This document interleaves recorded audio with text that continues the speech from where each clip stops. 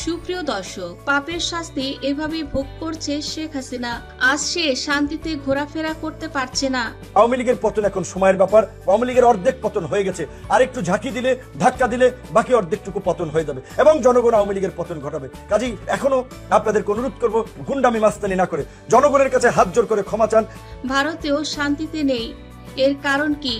একজন প্রাক্তন প্রধানমন্ত্রী, যেখানে তাকে দেখলে সবাই সম্মান করবে, তার সঙ্গে সেলফি তুলতে আসবে, অটোগ্রাফ নেবে, তার সম্মানই থাকবে আলাদা। কিন্তু আজ তার পাপের শাস্তি এভাবে ভোগ করছে শেখ হাসিনা, যাকে দেখলেই মানুষ এখন স্যান্ডেল ছুঁড়ে দেয়, পচা ডিম নিক্ষেপ করে, বাজার করতে আসলে অপদস্থ হয়।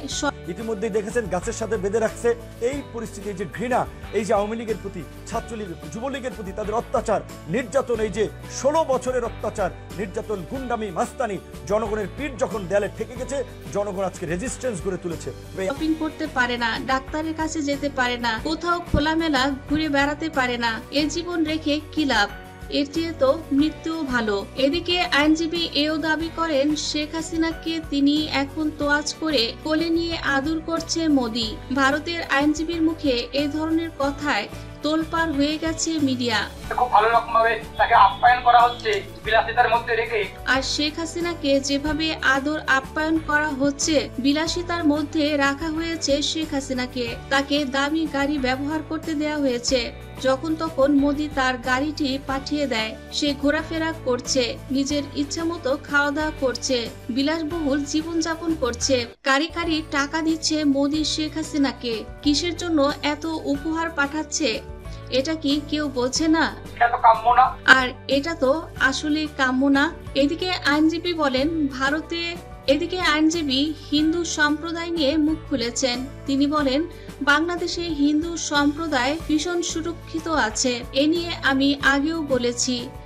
বাংলাদেশের মানুষদের নিয়ে ভারতে এক ধরনের প্রোপাগান্ডা তৈরি করে রেখেছিল শেখ হাসিনা, যার কারণে ভারতবাসী মনে করত একমাত্র হাসিনাই তাদের বন্ধু। কিন্তু আসল কথা তা নয়। হিন্দু সম্প্রদায়ের উপর হামলা, দাঙ্গা, ফ্যাসাদ যত কিছুই করা হয়েছে, সবই আওয়ামী পন্থীদের দ্বারাই হয়েছে।